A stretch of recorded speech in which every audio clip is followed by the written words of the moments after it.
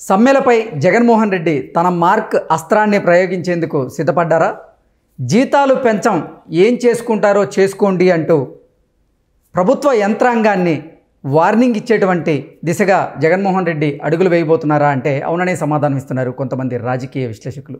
ఇక ఇదే అంశానికి సంబంధించి మనతో మాట్లాడేందుకు ప్రముఖ సీనియర్ జర్నలిస్ట్, ప్రముఖ రాజకీయ విశ్లేషకులు సిఎస్ రావు గారు మనతో ఉన్నారు. ఆయనతో మాట్లాడదాం. Sir hi sir. Hello Krishna. Sir, సమ్మెలపైన జగన్మోహన్ రెడ్డి తన మార్క్ అస్త్రాన్ని ప్రయోగించేందుకు సిద్ధమయ్యారని, మేము జీతాలు పెంచం, మీరేం చేస్తారో చేసుకోండి అంటూ కూడా ప్రభుత్వ యంత్రాంగానికి వార్నింగ్ ఇచ్చే దిశగా జగన్మోహన్ రెడ్డి అడుగులు వేయబోతున్నారంటూ కూడా ఒక వార్త బయటకు వచ్చింది. ఏంటి సార్, ఆ వార్తలో వాస్తవం ఉందా అంటే ఏం చెప్తారు? ఇప్పుడు మేము పెంచం జీతాలని చాలా క్లియర్గా చెప్పేశారు. చెప్పిన తర్వాత కూడా వీళ్ళు సమ్మెలు చేస్తున్నారని అంటే సమ్మె మీద జగన్మోహన్ రెడ్డి ఏ విధంగా రియాక్ట్ అవుతారు అనే దాని మీద ఇప్పుడు అందరూ వేచి చూస్తున్నారు. ఎందుకంటే గతంలో మాదిరిగా చంద్రబాబు నాయుడు లేకపోతే జనార్దన్ రెడ్డో లేకపోతే కోట్ల విజయభాస్కర్ రెడ్డో లేకపోతే ఇతర సీఎంలు కిరణ్ కుమార్ రెడ్డో రోసీలాగా కాదు జగన్మోహన్ రెడ్డి. జగన్మోహన్ రెడ్డి గురించి ఉద్యోగుల సంఘాలకి ఉద్యోగ నేతలకు అందరూ కూడా తెలుసు. అయినప్పటికీ కూడా వీళ్ళు సమ్మెలు చేస్తున్నారని అంటే సమ్మె అనేది ఒక హక్కు, కార్మిక సంఘాల హక్కు అనేది ఒకటి ఉంది. కానీ సమ్మె అనే దాని మీద నరేంద్ర మోడీ ఏ విధంగా వ్యతిరేకంగా ఉంటారో జగన్మోహన్ రెడ్డి కూడా అదే విధంగా వ్యతిరేకంగా ఉంటారు సమ్మె అనేదానికి. యాక్చువల్గా చట్ట ప్రకారం సమ్మె అనేది హక్కు కార్మికులకి, కానీ హక్కు కింద పరిగణించడానికి లేదు అనేది ప్రధానమంత్రి నరేంద్ర మోడీ అనేక సందర్భాల్లో సమ్మెకు వ్యతిరేకంగా మాట్లాడారు ఆయన. సో అలాగే ఇప్పుడు జగన్మోహన్ రెడ్డి ఆంధ్రప్రదేశ్లో అలాంటి దృక్పథంతో ఉన్నారు. సో జగన్మోహన్ రెడ్డిని నరేంద్ర మోడీని వేరువేరుగా మనం చూడలేము. నరేంద్ర మోడీ ఏది చెప్తే జగన్మోహన్ రెడ్డి అది తింటారు. సో నరేంద్ర మోడీ ఏది ఆలోచిస్తే జగన్మోహన్ రెడ్డి అదే ఆలోచిస్తారు. సో వీళ్ళిద్దరిని వేరువేరుగా చూడలేము. పైగా వీళ్ళకి రాజకీయపరమైనటువంటి సంబంధంతో పాటు రాజకీయేతర సంబంధాలు కూడా ఉన్నాయని చెప్పి జగన్మోహన్ రెడ్డి చెప్తున్నారు.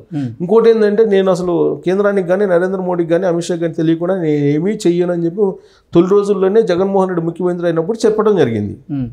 కాబట్టి అటు కేంద్రం నుంచి ఇటు రాష్ట్రం వరకు ఒకే పందాలో వెళ్తూ ఉన్నాయి. ఇలాంటి పరిస్థితుల్లో సమ్మె అనేది అసలు ఆంధ్రప్రదేశ్లో పనికిరాదు, సమ్మె అనే పదం అసలు ఉండకూడదు అనేది జగన్మోహన్ రెడ్డి యొక్క ఆలోచనగా చెప్తూ ఉంటారు వైఎస్ఆర్ కాంగ్రెస్ పార్టీకి సంబంధించినటువంటి వాళ్ళు. సో ఉద్యోగులు మొదటి నుంచి కూడా ప్రభుత్వాన్ని నడిపేవాళ్ళు. ప్రభుత్వాన్ని మేమే పడగొట్టగలం, మేమే దించగలం అనే స్థాయికి వెళ్ళారు ప్రభుత్వ ఉద్యోగులు. అలాంటి ప్రభుత్వ ఉద్యోగులు కొమ్ములు విరిచేసినటువంటి ఏకైక ముఖ్యమంత్రి ఎవరు ఉన్నారంటే జగన్మోహన్ రెడ్డి.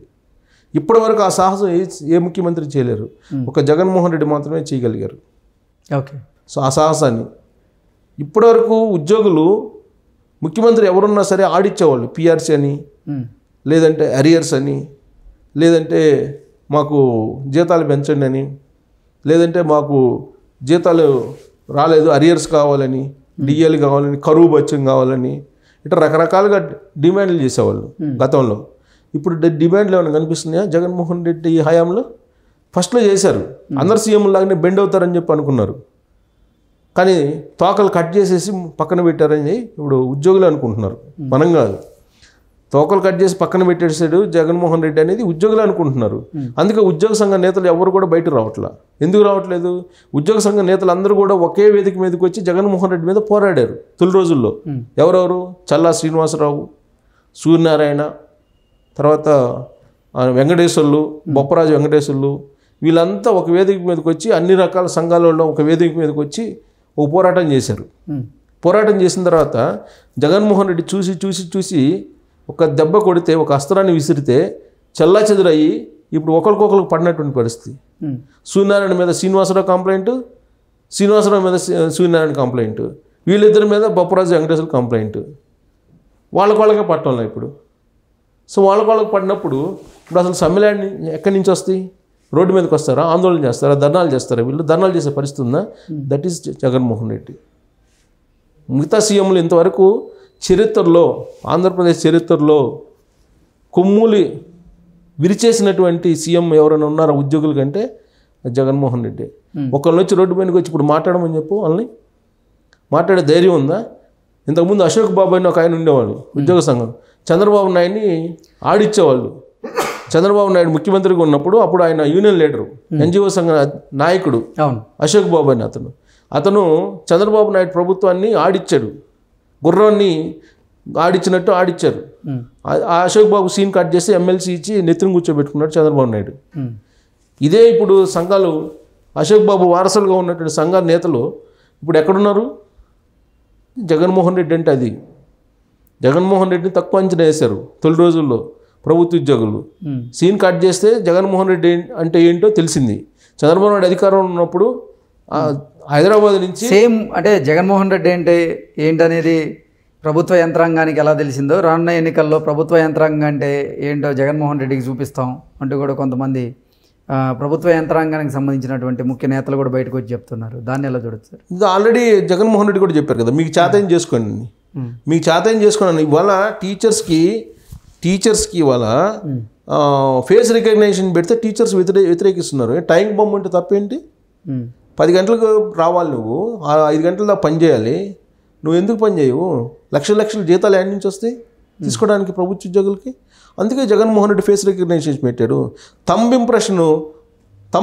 తంబేయటానికి చంద్రబాబు నాయుడు ప్రయత్నం చేస్తే చంద్రబాబు నాయుడు మీద తిరగబడ్డారు ఈ ఉద్యోగులు. ఇదే ప్రభుత్వ ఉద్యోగులు బయోమెట్రిక్ ఉపయోగిస్తే చంద్రబాబు నాయుడు మీద రివర్స్ అయ్యారు. చంద్రబాబు నాయుడు రివర్స్ అయ్యి చంద్రబాబు నాయుడిని దింపేంత వరకు నిద్రపోవాలి. 2019 దింపేశారు. సేమ్ ఇప్పుడు అదే ప్రయత్నం కూడా ఇప్పుడు ఆ ప్రయత్నం చేస్తారని దానికి విరుగుడుగా జగన్మోహన్ రెడ్డి ఏం చేయాలో అది చేసేసారు. చంద్రబాబు నాయుడు చేయలేకపోయాడు. ఆ రోజు చంద్రబాబు నాయుడు మీద తిరగబడితే చంద్రబాబు నాయుడు బతలాడేటువంటి పరిస్థితి. కానీ జగన్మోహన్ రెడ్డి బతలాడ్డు. ఎక్కడ ఎవరిని కూర్చోబెట్టాలో అక్కడ కూర్చోబెట్టారు. ఇప్పుడు వాళ్ళలోనే బద్దలయ్యారు కదా, కులాల వారీగా మతాల వారీగా ప్రాంతాల వారీగా బద్దలయ్యారు కదా. ఇప్పుడు వాళ్ళందరూ ఒక తాటి మీదకి వస్తే కదా జగన్మోహన్ రెడ్డి అంతు చూసేది. వాళ్ళందరూ అసలు ఒక తాటి మీదకి రాకుండా అస్త్రాన్ని ఎప్పుడో వేసేసారు. పాశుపత అస్త్రం లాగా ఎప్పుడో అస్త్రాన్ని విసిరేసారు.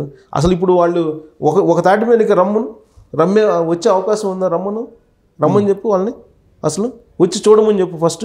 తర్వాత జగన్మోహన్ రెడ్డి ఓడగొడతారా గెలిపిస్తారా తర్వాత సంగతి. ఈ ఉద్యోగ సంఘాలు టీచర్ సంఘాల నేతలని ఒక తాటి మీదకి వచ్చి మాట్లాడమని చెప్పే పరిస్థితి ఉంది ఇవాళ.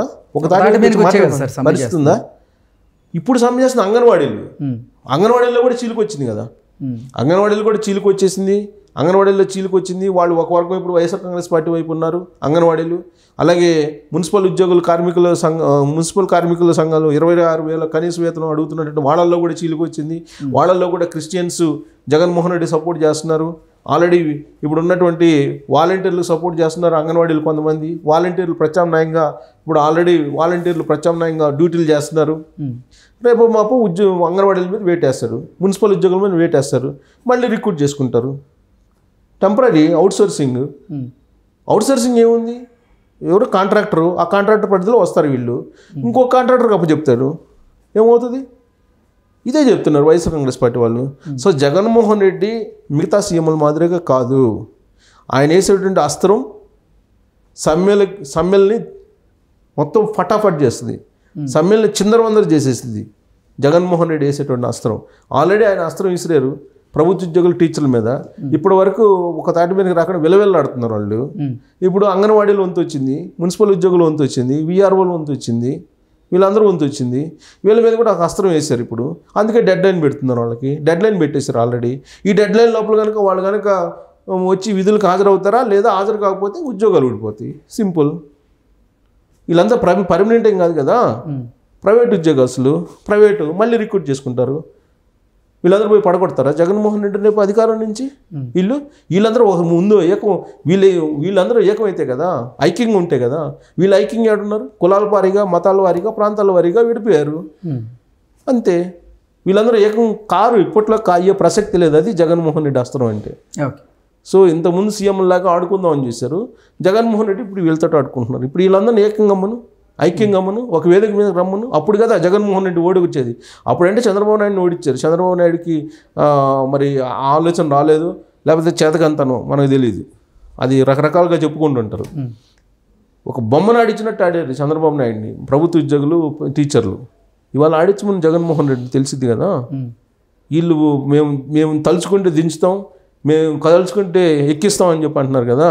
ఇప్పుడు దించమని జగన్మోహన్ రెడ్డి దించడం కాదు, ఇప్పుడు వీళ్ళు కోరేటువంటి కోరికలను నెరవేర్చమని చెప్తున్నారు కదా డైరెక్ట్గా. ఇంతవరకు ఏ ప్రభుత్వం కూడా ఉద్యమాలు ధర్నాలు చేస్తుంటే పిలిచి మాట్లాడి వాళ్ళని ఏదో నచ్చజెప్పే ప్రయత్నం చేసాయి. మేము ఇంతకన్నా ఇవ్వము అని చెప్పిన గవర్నమెంట్ ఎప్పుడన్నా ఉందా? ఇంతకన్నా ఇవ్వము, మీకు చేతనం చేసుకోమని చెప్పినటువంటి గవర్నమెంట్ ఉందా? జగన్మోహన్ రెడ్డి గవర్నమెంట్ ఉంది. That is Jaganmohan Reddy. అందుకే జగన్మోహన్ రెడ్డి గురించి వైసీపీ నేతలు చెప్తుంటారు, కార్మికులు కూడా తెలుసుకోవాలి పైన ఎవరున్నారు అని, వాళ్ళని బట్టి నడుచుకోవాలి, లేదంటే ఉద్యోగాలు పోతాయి. Okay sir, thank you so much. Thank you.